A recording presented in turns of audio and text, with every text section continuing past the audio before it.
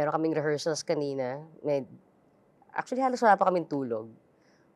Kasi during the past weekend, binubuo namin yung script for our play. So, tatapos kami siguro mga bandang 7 in the morning. Nag-nap lang ng konti and then nag-rehearsal kami ng 10. So, binuo niyo yung script tapos nag-rehearsal? Or tinapos niyo? Tinapos namin yung script tapos yung kaninang rehearsal namin, we were doing a read-through. Kasi, na-make sure na, of course, with our director, si Direk Anton Juan, we're going over the script with him. And then, and then after this, I'm going back to rehearsals for my concert naman. Okay. Medyo madaming ginagawa. Part 2 na tong concert. Congratulations. Yes, thank you very much. It's the repeat. Sobrang happy kami kasi it's a fresh concept. It's called Videoke Hits. I mean, knowing us Filipinos, diba? Sobrang addict tayo sa videoke. So, it worked. Ang sarap lang kasi 'di ba normally when you watch a concert talaga, okay, you're the audience and you're watching. Yeah. Pero ito talaga like sa simula pa lang as soon as they come in, meron tayong host doon tapos while they're waiting, while everyone's waiting for the venue to be filled up, nagkakantahan na sila. So nakakatuwa because alam mo yun, yung parang it's also my first time to be really intimate with the audience, I get to sing with them, uupo ko sa tabi nila. Para siyang malaking video And party. anything goes as far as the video kay... Well, there's... Kasi may mga pa yan, di ba? And so of course, we have oo naman. Pero we have a lineup, but may mga songs doon na parang before we did the concert, kasi the first one was May 10 and 11 eh. So before we did the concert, meron kaming mga parang battle royale ng mga videoke songs, tapos the fans get to choose what they want me to sing. Okay. So it's part of one segment, and then meron kaming by request segment na wherein on the day of the show, parang they have 30 songs to choose from, and they get to choose 3. Sige. So yung mga ganun. Ako yung tanong ko, hindi yung kung ano yung request sa'yo ng fans. Sa totoong party na pupuntahan mo, kayo lang, barkada nyo lang, di ba? Anong nasa listahan mo? Ano yung top ko? Ano yung top mo na... Song ng Survivor. How can I convince you? The Search is Over. Yan ang top ko. Tapos, Time and Tide, yan. So yung mga yun, kinakanta ko yun dun sa concert. Anong payo mo sa katulad ko na gusto ko naman sumama sa karaoke. Pero pagka nandun ako, pagka may tama ako, I will step up, di ba? But I just want one song na crowd pleaser, di ba? Crowd pleaser. Hindi ka KJ, di ba? Nandun ka, di ba? Hindi naman magmukhang feeling yata to, di ba? At the same time, ultimately, yung siyempre madali. Meron ka bang masasuggest sa akin? Go-to. What's a go-to song na madali for... Well, ikaw ang makakasagot niyan eh. Because I don't know. Kaya ako yun yung go-to song ko because it's one of my favorites. And I love singing it kasi parang ang ganda ng range niya. So, pag kinakanta ko siya, it's not too slow. And it's still a ballad, but it's a power ballad. So, alam mo yun, it's famous enough. So, dapat may ganun kang nasa utak na, okay, ito yung for me, ito yung famous enough na comfortable akong kantahin, na pag kinanta ko, hindi ako mahihiya. So, mahirap kasi pag isa meron akong barkada na sa totoo lang, kasing galing mo kumanta di ba? Tapos wala na pagka bumangka ka na, di ba, upo na lang kami lahat. Hindi, dapat walang hiya ka pag video ko eh. Hindi naman concert yan eh. Okay. Now tell me about the play. Merong play. Yes, we're doing a play. It's called Choosing. I'm actually very excited. We is you and... My wife and I. So we're doing a play, yes. So it's based on different stories from people within the LGBT community. Choosing is the title of the play kasi parang in our life, di ba? The experiences that we go through, lahat yan meron tayong option eh. Should we choose A or B or C or D? And lahat ng choices natin, dinadala tayo niya sa kung nasaan tayo ngayon. It helps us in terms of maturity and growth, ganyan. So, basically, it's the choices that we make. It's about the choices that we make. Pero ito, mas medyo halong about identity, halong about trauma, about so many things. I like that. I think I can relate to that. I think that's a universal thing, di ba? Yes. Lahat tayo pumipili para sa ngandaan, di ba? Sangandaan, yes. Speaking of a song that I wish I could confidently sing every single time, di ba? Pero gaya na sabi mo, di ba, madaling sumabay sa agos at hangin, di ba? Pero meron din punto doon na sometimes, like in your case, at 3 years old, that's not your choice. Diba? Yeah. Diba?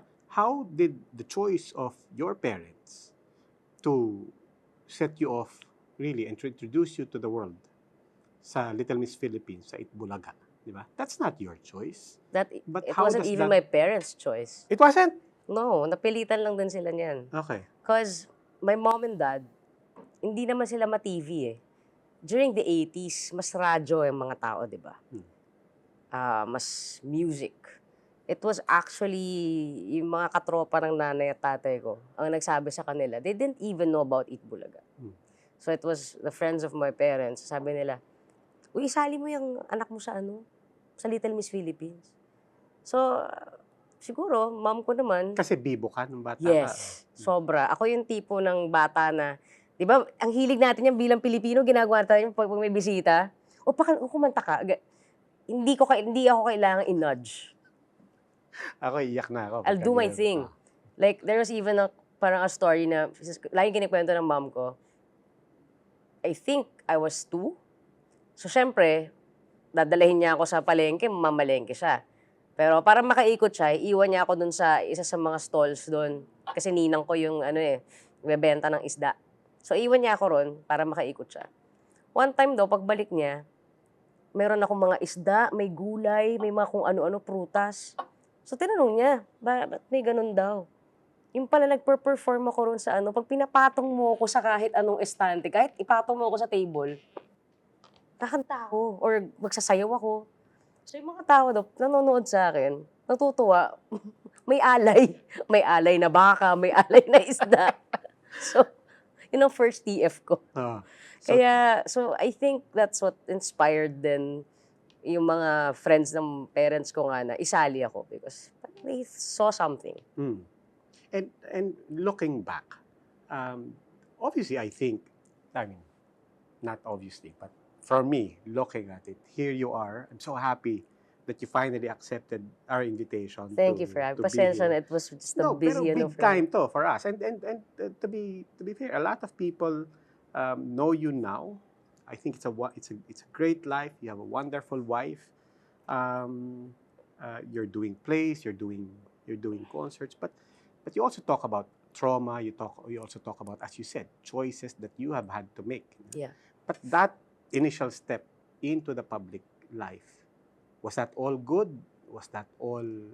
For me, it was all good. Kasi I think nag-work for me na pumasok ako at such a young age na nag-assimilate ako bigla. Alam mo yun, yung parang hindi ko siya naramdamang trabaho. Parang ang nangbago lang sa akin was, ang daming tao sa paligid ko. But siguro, I'm actually blessed because my mom, kasi she was always with me that time, she made sure na may childhood ako. Like, sa taping, alam mo yung mga laruan ng mga bata na yung luto-lutuan, yung mga little tykes, ang lalaki, dala ko yun. Dala ko yung mga libro ko. Parang ako may playground sa set. And ito, yung mga cameras, my gosh, yan. Playground ko yan. Kunyari, spaceship yan. Tapos yung baril ng spaceship. Talagang, and even the staff, alam mo yun, I played with them. And ako kasi, since growing up, pag isa lang akong bata sa bahay, nasanay akong puro matatanda rin yung kasama ko. So, kumbaga yung change na yon, hindi naging mahirap for me na pasukin. Kasi, hindi ako na-trauma, hindi ako, ano to, walang ganun. Parang nagbago lang yung environment ko. Pero, I was still doing the same things that I love to do. So, walang problema. You were 3 I was nung nag-umpisa. So, you would count that as day 1 of showbiz for you, di ba? Then I was doing some basic research, nothing to, and then medyo meron, I chanced upon a line na parang, tama ba yun? And then it says, she was with Eat Bulaga and overlapping pa with OK Cafe Rico Yeah. for 10 years. And that was a bit, medyo weird sa akin yun because I always assumed, no, that can't be right because my whole life I've known her for as long as I've known Eat Bulaga. Diba? Is that accurate ba yun? Is that something that you would say 10 years ka? I'd like, parang ganun. Although, kasi, I mean, granted, Dabarkads for life, I get that, di ba? But parang as a regular, parang ganun. Kasi, so nag-start nga ako ng mga 3, di ba? Tapos, syempre nag-school ako. Nag-high school ako ng 12 years old. And at 12, nung high school kasi ako, full day na ako sa school eh. So, mas priority yung school. And in fairness to Eat Bulaga, they supported that. So, hindi ako kasing regular nung grade school ako. There would be times na they'd ask me to come on a weekday, pero most often, Saturday. Okay. Yeah. No, but what I mean is, for myself, yeah. And then I realized, meron palang lost years si Aiza sa akin. Di ba? Yeah. Parang si Jesus. Di ba? Parang, alam ko, tapos before you know it, nasa templo na siya, hindi ko na, di ba parang, so kumbaga, I remember those Eat Bulaga days. Actually, ano rin yan eh. Tapos parang the next time I saw you, kumakanta siya. Or or people, I remember this. People saying, pakinggan mo to. Then they would say, okay. Mahula mo kung sino yan. And then that was, so parang may lost year sa akin. Yes, meron talaga. Well, when you're a child star kasi, there's such a thing that they call the awkward stage. I don't know if you've heard of it. But yung awkward stage kasi, ito yan, yung mga pre-teens mo na literal awkward ka. Alam mo yun? Tumahaba ang uso. Literal ang pangit. Alam mo yun? Yung parang, so, nangyayari yun, parang ando ka sa cusp ng hindi ka na cute. Alam mo yun? Pero hindi ka pa rin teenager na pwede kang, alam mo naman sa Pilipinas, di ba? Kailangan kapag teenager ka, love team. Ganun eh. Hello. Di ba pinilit nga nila may Spencer, di ba? Umabot tayo doon. Pero, hindi eh. Di ba? So, talagang, there was a time talaga. Siguro, I think I was around 14, so 15, 16, 17, 18. Mga ganun, mga 4 to 5 years of, I was still working though. I never stopped working. But, nalaos ako. Parang ito na yung, kung ano man yung stardom, yung fame that I had when I was younger, obviously, it wasn't there anymore. Kumbaga, I was working doubly hard kasi syempre, the income, ano pa rin eh, parang you have to maintain a certain lifestyle, right? I mean, it was my dad and I who were working. Pero, hindi ako pwede mag-stop. So, kailangan ko dagdagan yung trabaho ko. Kumbaga, kung sa isa kong dating ginagawa, kailangan ko magtatlo. Parang ganon. And then, balancing school pa with that. But that's the time also that I got into music. Pero, ito yung time na walang nakikinig sa mga nagigitara lang tsaka kumakanta. I mean, mainstream Of course, you still have your folk houses and everything. So, I remember, I would remember like my mom, alam mo yun, in fairness sa mom ko, talagang she was pushing na naririnig niya siguro, kumakanta ko. I started singing kasi ng grade 6, but as a hobby. Alam mo yun, yung pagigitara ko rin, hobby lang eh. Pampapogi. So, nakikita niya kumakanta ako. So, parang lumalapit siya sa mga songwriters para, pakinggan niyo si Aiza kumakanta. Walang nakikinig. So, parang, but she felt na I had something. And then, what happened was, parang, we do shows sa iba-ibang hotels, walang nanonood. Walang nanonood talaga. So, lalo ko talaga na-dishearten. And then, there was also a time na nag-show band ako sa isang hotel pa rin? No, sa bar sa may Aurora Boulevard. Medyo, wala rin nanonood nun. And there was no real push na, oy, ali kayo, si Aiza to. Wala silang paking si Aiza yun. Di ba, Tito Sen, baka naman pwedeng, walang, there was no... Siguro, hindi ako sanay maging ganun. Okay. At least ako, I don't know whatever my mom was doing. I But do you mean, think at that time there was, gaya na sabi mo, you discovered na, hindi, parang gusto ko pala kumanta pero walang nanonood. Do you think there was also speaking of coming from how we knew you, from Bulaga, di ba? There was a certain cynicism or skepticism from people na, ano, si Aiza Seguerra raw yung kakanta sa Probably. Aurora. Parang, yeah, I would think parang so. off, parang, ha? Si Aiza? Yeah, siguro. Yeah. Hindi malabo. Kasi, I mean, di ba, yun nga they have to hear it first. Siguro yung mga iba na nakakapanood sa Eat Bulaga or sometimes in other shows, di ba, they'd see me singing. Uy, kumakanta pala siya. Pero wala pa yung recognition na, uy, singer yan. Wala pa. Parang artistang kumakanta. Iba yun eh. Hindi pa yun. Child star na laos na ngayon, Oo. na kumakanta na ngayon. Exactly. Diba? So, wala yung respeto, wala yung ganyan. But, yung mga little moments na yun that I'd be singing on TV, like Tito Vic sa Eat Bulaga, we had a Saturday thing na that's when people started seeing me play the guitar, ganyan. Nakadress pa ako naman, floral, di ba? Ang pangit talaga, I swear. And then, sometimes sa ibang shows din, makikita nila akong kumakanta. That's how nakuha yung attention ng mga producers. So, I remember, dun sa bar na sinasabi ko sa'yo, sa may Aurora Boulevard. Ano pangalan ng bar? Joker. With an H siya. J-H-O. Yes, Joker. Joker. Social. Nagulat ako, may pumunta doon, si Army Araujo, she passed away na rin. And then si Margot Gallardo, who passed away also. And then an executive from Vicor, MG Mozo. So, sabi sa akin ng mom ko, uy, may pumunta dito. Producers galing sa Vicor. That time, parang andun na ako I was very cynical. Na parang andun na ako I was in college na that time. And I was like, parang done na ako with showbiz. Alam mo yun, parang, okay, kung I'd be relegated to singing sa mga fiesta, that's it. Pero parang... And you were literally doing that? Yeah, I was literally doing that. Pero sabi ko, pero para mag-asam pa ako ulit ng stardom, ayoko na. Parang, I got hurt. Na parang, kinalimutan niyo ako eh. So parang, bakit ako, diba, magpupumilit. Parang ganun. Pagdating ng panahon niya. Diba? So, after our set, parang 3 sets yon.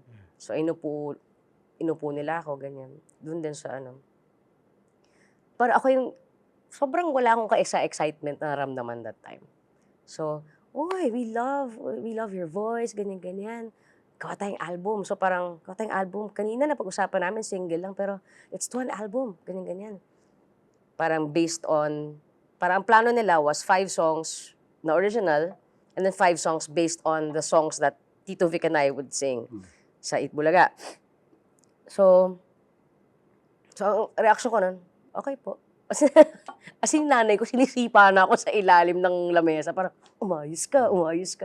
Ako nga, parang wala na akong, kung gagawin natin, hindi gawin natin. But I didn't want to expect anymore. So, and then we started recording. And then, one time, so, I remember kasi that time, nasa school ako noon. So, I would get like demo tapes. And then, have to, syempre, learn it, ganyan. So, I got this demo tape. Tapos, pinapahinggan ko. Naantok ako, nakakatulog ako dun sa song. So, parang I had to like listen to it ilang beses. Kasi hindi pumapasok sa utak ko yung kanta. So, from school, diretso ako nun sa recording studio. Anong kanta to? Pagdating ng panahon. Okay. Pagkarating ko ron, pinahinggan ko na naman kasi hindi talaga pumapasok sa kokote ko. So, kinakanta ko yung demo namin. Pagdating, Okay, so tatapos. So, after the demo kasi isa-submit siya kay label, kay Vicor. And then, kinagbukasan, morning, nag-text sa akin si Tita Margot.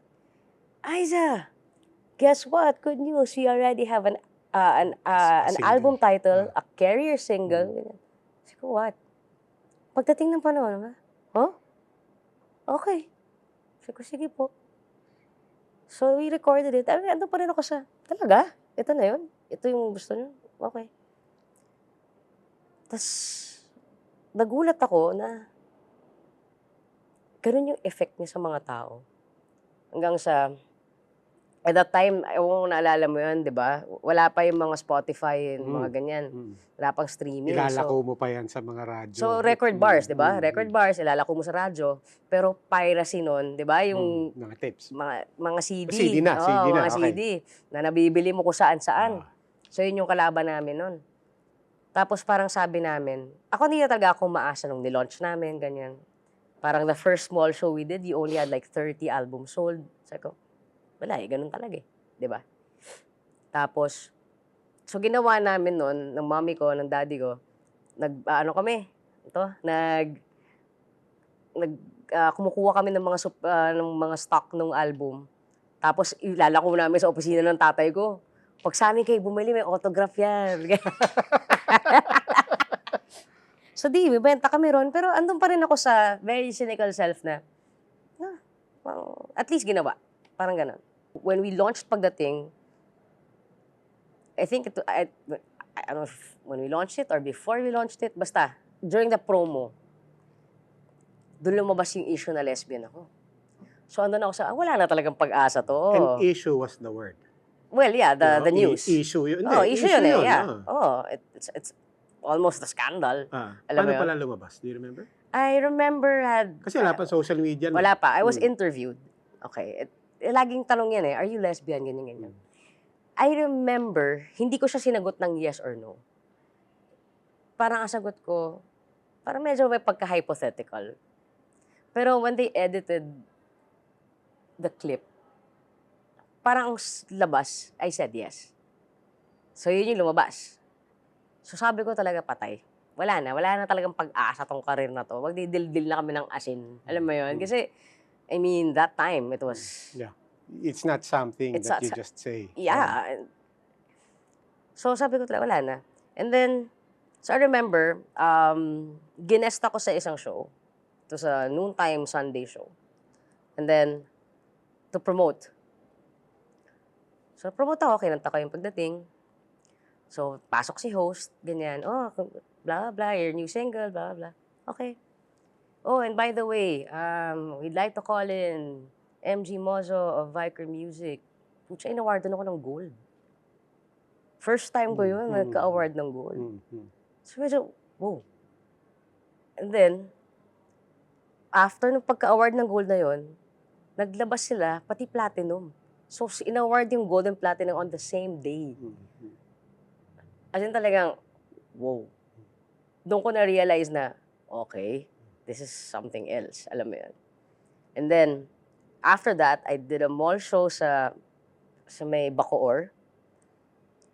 Isipin mo nag-starting show ng mga 3, I ended at 5. Pagkatapos, kasi normally, di ba, when you do a mall show, kakanta ko, and then, may autograph signing. Lahat ng mga, kasi it's to entice people to buy your album. Nagsimula ako mag-album signing ng mga 5:30. Close na yung mall, hindi pa ako tapos. As in, I will never forget that moment na, nasa core ko na siya, na yung pagtayo ko sa stage na yon na, syempre, di ba, stage ng mall, ganito. Tapos, meron dito, meron dyan, meron sa likod, meron sa taas. Walang mahulugan ng karayom. Wow. As in, hindi ako So how does that hit you? Not only that, I think this is what you're also saying, no? Na, on the one hand, may hit ako, di ba? Something that I didn't, di ko naman in-expect na ganito kabilis or ano. Oh. But the other thing, to the point about issue, yung sexuality mo in general. And then, so, dalawa yung dumating doon. Not only the validation as an artist, but also, walang hit. Walang tama yung, di ba? People are accepting me for who I am. Or is that not necessarily as simple as... Parang actually, that proved me na, kasi nga, like I told you, I was very cynical. That proved me na, sometimes, they can actually look beyond that. And that gave me hope. Na alam mo yun, parang they didn't care about the persona. They cared about the voice, the music, the song. I have a question, and I'm asking you this as somebody that you're a writer. I care about words. Obviously, you care about words. At that time, how would you put it? In-out ka, di ba? Or di ba? When we were growing up, I'd like to say, hindi pa na ganun kalaki yung gap natin. Hindi, but during our time, you had so many words, di ba? Lumabas, di ba? Nakakubli, nagladlad, di ba? Nailantad, di ba? Nabisto, nabuko, di ba? And now you have even words like transition, di ba? So, how do you feel about those words? Transition in particular, di ba? Parang now that you identify as a he, him, diba? You're married and so on. But I still don't know how you would feel about the word transition. Is it because I don't know. Parang sa akin, on the one hand, okay, I get it. On the other hand, I'm like, who transitions? Di ba parang, I grew up. Di ba? It's so easy I don't need to qualify beyond I grew up. Di ba? Ikaw, you grew up, and then at some point, you transitioned. Di ba parang, actually, now that you're, syempre, of course, in the community, we use that word. Di ba? Kasi parang, to put it simply, from being AFAB or assigned female at birth, di ba? You're parang transitioning into this persona, the trans man, transgender man. Pero now that we're talking about it, parang instead of transitioning, parang the words that's playing in my head right now are, diba, instead of growing up, I'm growing into, or I'm being. I think mas yun, right? Parang the more that I'm realizing who I am, in terms of, everything, no? I am growing into who I am. I think that's a better word for me. But for the sake of everyone, but yeah. No, but di ba, hindi yung point ko eh. It's actually, when you try to reach for words, it's not for your sake eh. It's for the sake of everybody else. Di ba? Because, no, you get what actually, I'm saying? I get you, pero let me, So, kasi di ba, sometimes we talk about labels. Di ba, parang, but importanteng, kasi different folks, different strokes, di ba? May mga ibang tao na importante sa kanilang labels, may importanteng hindi. And ako, like, there was a time na parang, importante ba sa akin yung label? Because sometimes, and I said, parang, syempre napaisip ako, importante ba sa akin yun? At that time, at that moment in time, when I was growing into, or into the being, or becoming who I am, it was important. So, I remember, like, kunyari, may tatawag lang sa akin na, syempre, hindi naman lahat ng tao sanay na tawagin ako Ice. Meron pa rin tatawag sa akin, kaya ganito yung sure ako, Madam, di ba?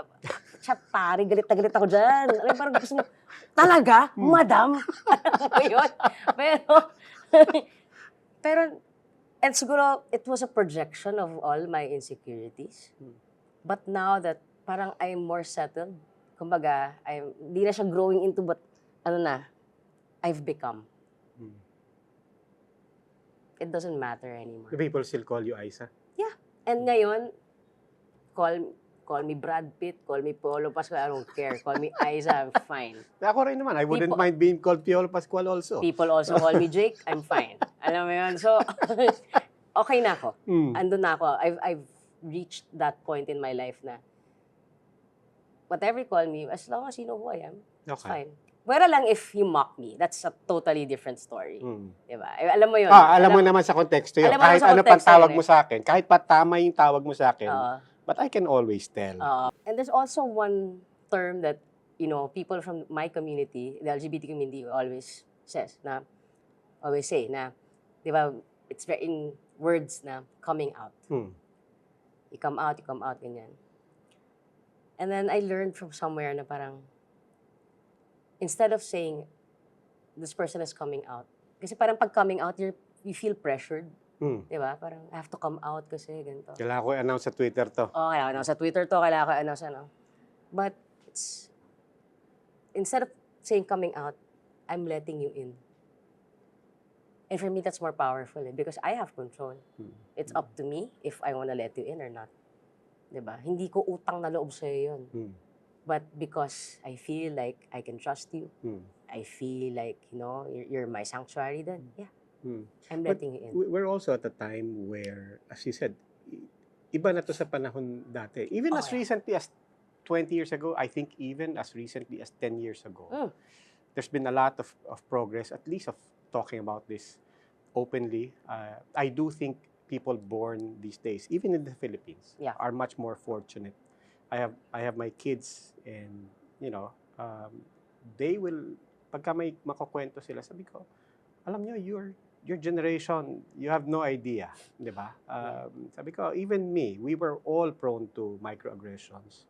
We were all, our parents, they were all good people, but they normalized microaggressions in all of us. Your generation now is very different. So we're in that a moment now where there's that. Yeah. But there's also a moment na nonetheless there has to be this, I don't know, education.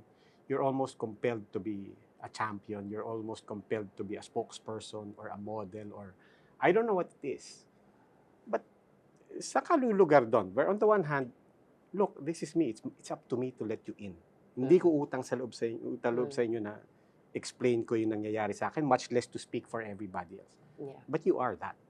Diba? There is that. Yeah. Yeah, I mean, you're writing a play now. Diba? About it. Siguro yun, parang, siguro because for me, how I see it, it's a journey. Again, it's about letting people in, right? And I remember there was a time in my life na I was that, kasi, di ba, pag June, Pride Month, right? So parang, I would normally get invited sa mga talks, mga ganyan. But I would say no. Kasi parang sa akin, why do I have to, I mean, I'm living my life na, ito na, openly. Why do I even have to talk about it? Alam mo yun? Parang, and pangalawa, hindi rin ako comfortable na mag-keynote speaker. Ay, parang, cringe. I'd rather sing. Alam mo yun? Mas gusto ko to, conversations, di ba? Kaysa yung tatayo ka dyan na may PowerPoint kang whatever. And then one time, my wife, we were talking. Sabi, love, you have these invites, but hindi mo ano. Sabi, I don't see the need. Sabi ko gano'n. Sabi niya, but not everyone has that platform that you have. So, na-realize ko nga, no? Kasi I remember, kasi I have depression, right? And when I started speaking about it, I would get messages from people na mas naintindihan ko yung pinagdadaanan ko because of... On depression? Oo, parang mas naintindihan nila yung pinagdadaanan nila because they heard me talk about it. Parang, and that for me is big. Kasi parang, oo nga no, parang, though we may have different journeys on how we tackle depression or whatever, parang if I hear someone talk about it and medyo naka-mirror yung experience ko dito sa tao na to, I won't feel alone. And same thing with, with the LGBT. Na, kunyari magpo-post kami ng wife ko ng isang picture, a simple picture na lalakad kami or kumain kami sa labas. We'd get messages from people na parang, before I was so afraid to come out, ganyan, but nung nakita kayo ng magulang namin, parang bigla nilang sinabi, tignan mo si Ice tsaka si Gina, parang kayo. They felt represented. And for me, I grew up during a time that there was no representation. Kaya it was so hard for my parents to understand. You grew up at a time, ironically, and you were part of that world. Yeah. Where the representation was not always empowering. Oh, yeah. Oh, yeah. Di ba? I mean, let's take noontime shows. Diba? Let's take Films. comedy. Oh, yeah. Diba? Even news. I mean, also from our side. And for that matter, like I said, even within our own households, it was, you were taught na okay lang to, oy, di ba, parang kakantsawan mo yung mga, and you thought it was just part of growing up. Exactly. So parang doon ko na-realize na, okay, hindi man ako aktivista na tipong, magmamarcha ako sa kalye, but I have a platform wherein I can actually not even, alam mo yun, I can educate people about us. Or not just, I don't even want to use the word educate kasi parang feeling ko napaka-condescending niya. But share the stories, yun. That we can share stories of people like me. Kasi parang feeling ko yun yung nagiging problema eh. We see the LGBT as them, and alam mo yun, parang ganun siya eh. But no. Kasi if you strip the labels off of the faces of everyone, you're just growing up. We're all the same. We all have the same problems. We all have the same dreams. Yeah. So parang, ako yung gusto kong makita, yun yung goal ko. Yung makita nila na, okay, sige, pareho kami ng sexual organ, unfortunately. But alam mo, pareho lang kami na nagbabayad ng takso. Pareho kami na kapag may sakit yung asawa ko, hindi ko alam kung, alam mo yun? You got married? Yeah, in the US. In the US? Yeah. Okay. What was that like? I'm not talking about the ceremony. I'm sure it was beautiful. I'm sure it's something we all would be very happy for you. But just the feeling that, on two levels, I'm imagining this is how it feels. On the one hand, like me, to your point, when I got married, it's like, oy, it's happening. Yes. I'm gonna get married. But at the same time, to then also then realize, I'm in the US. Parang, I have to do this here because we don't have that choice here to do it in the Philippines. I mean, how did that hit you? So, during the time na nangyayari yun, sa totoo lang, ano ka pa sa high? Uy, kakasal kami. So wala ako sa, sige, let's just get married. I don't care where we do it. Let's get married. Para ka lang namimili ng simbahan. Ganun siya. Kasi parang gusto mo makasal doon sa taong mahal mo eh.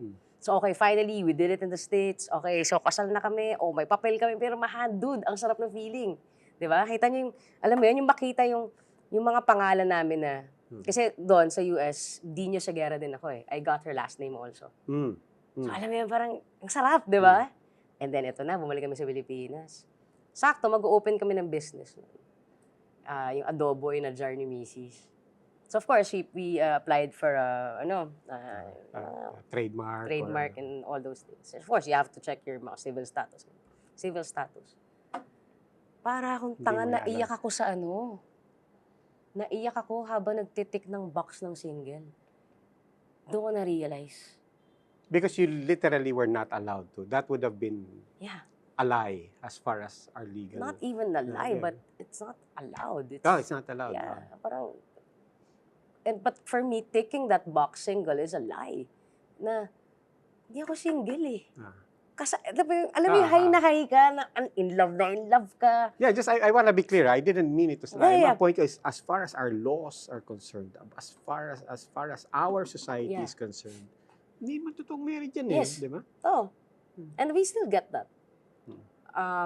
Hanggang ngayon, when you need to fill in a form, you still have to declare single kami. Wala akong choice eh.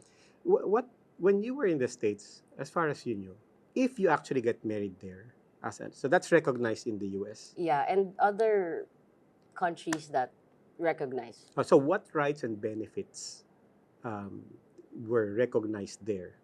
That as soon as you fly back here, wala yan? Lahat. Ako, ang pinaka-work ko, syempre, kami yung may-ari ng bahay namin. We have a house together. We paid for it, pero hindi nakapangalan. Our daughter, diba? Hindi ko siya pwedeng ma-adopt. Because here, if I adopt her, Liza will lose her parental rights. I will have the parental rights. Wala si Liza. So ako, dito, despite, when we got together, she was 4. She's now 16. But I'm still a legal guardian in the eyes of the law. When one of us gets sick, Liza, or ako, diba? And, something bad really happens to me. Buti na lang kahit papaano kilala kami. Pero who gets to make the decision? Yeah. Buti na lang okay ang asawa ko tsaka yung pamilya ko. I know that they will respect Liza's decision. But that doon papasok yung kaso hindi lang kami to eh. Ang daming pamilyang ganito eh. 'Di ba? Paano 'yun? So 'yun, talagang You think it will ever happen here? yeah. Papasok yung kantang, di pa siguro bukas, di pa rin ngayon. Malay mo balang araw dumating din yun. I hope. Kasi parang, di ba, it's always, di ba, they say it's a battle of the church. And I always say, we respect the church so much that we're not even thinking of getting married in church. It's different. It's church and state. This is about state.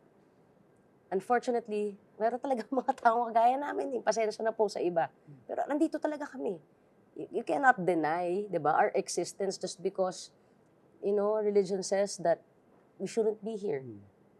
I don't even want to say religion. It's the interpretation of certain scriptures, di ba? Hindi nga natin alam kung yun talaga yung iniisip ng mga sumulat nun eh. Interpretasyon yan na, alam mo yun, na kung sino-sino lang nagbabasa. Are you religious? I would like to think I'm spiritual, not religious. Parang medyo na-trauma ako. But after taking marital status, I don't know if they still ask about religion. What do you put? Right now, every time I put Buddhist. Medyo na-trauma ako nun sa church. Kasi I remember when we got married, punta kami na church ni Liza. Ginawa kaming homily eh. Yeah. So, parang... Like how? They talked about us, getting married and how it's a sin and everything. While we were there. They knew? Probably. Ewan ko, hindi ko nga alam kung mas okay na alam nilang nandun kami, kaya nila pinag-usapan, or hindi nila alam na nandun kami, at pinag-usapan talaga. But either way, parang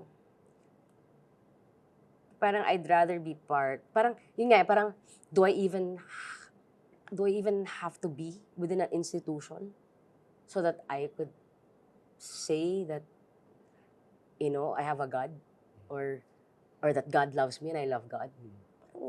It should be, for me, it should be a personal relationship. I remember in high school, kasi syempre, di ba, parang meron kami sa school na parang confession, ganyan. So, at that time, ito yung talagang, syempre, sobrang confused pa ako nito talaga. Kasi, bata pa ako eh. I mean, teenager. Nagkaroon ako ng first girlfriend ko noon. So, parang, syempre, I grew up in a world na everybody's telling me it's a sin. Pero, dun nga papasok yung, okay, ito yung sinasabi ng mundo sa'yo, pero yung something inside you na questioning what the world is saying about it. Kasi ang question ng sarili ko, hindi ko naman niloloko yung girl. Mahal ko siya eh. Bakit mali?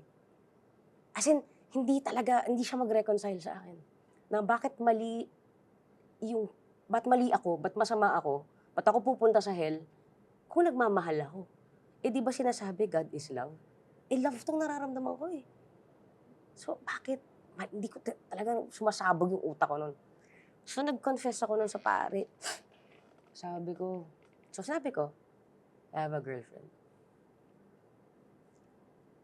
Tapos, sabi niya, sorry, but so parang, hihiwalay mo ba yung girlfriend mo? Sabi nga ng pare.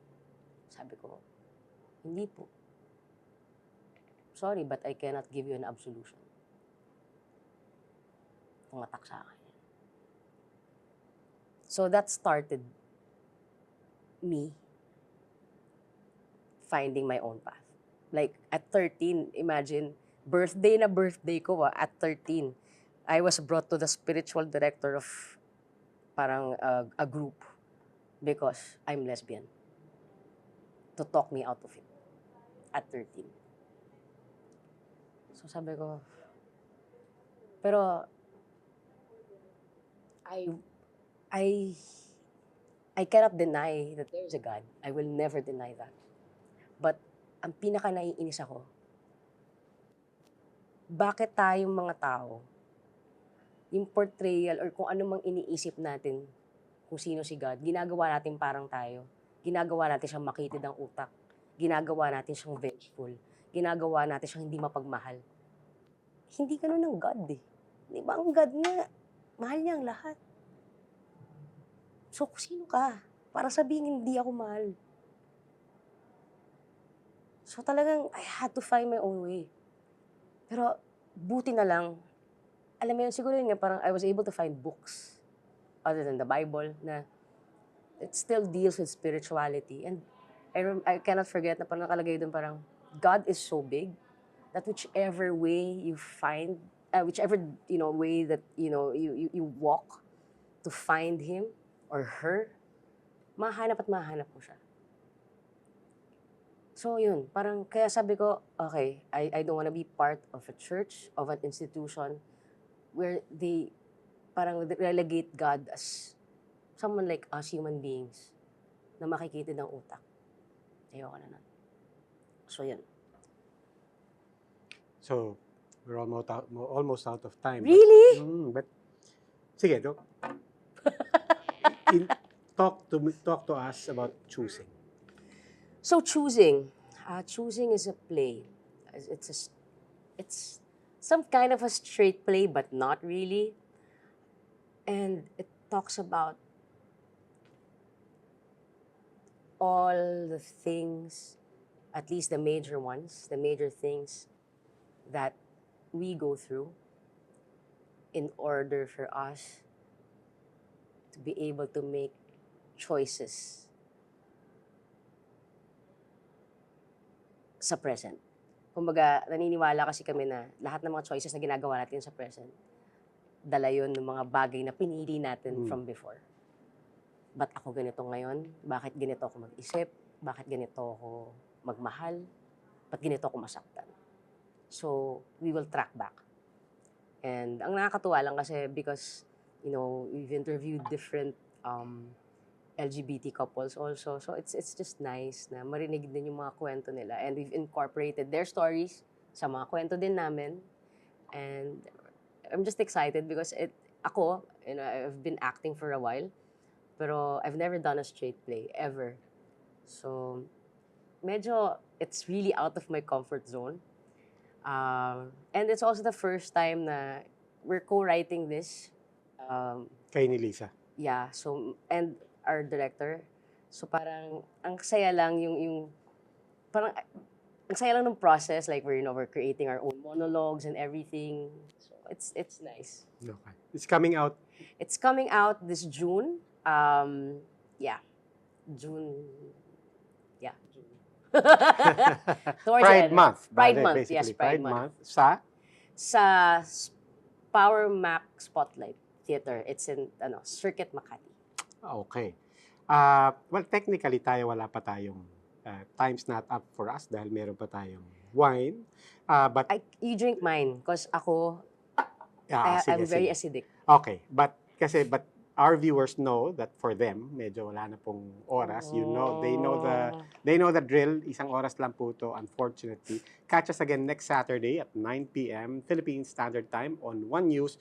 You can also check out the long conversation on YouTube, Spotify, Apple Podcasts, and Google Podcasts. And you can also watch for the audio. We'll post this on Puma Podcast. That's our group.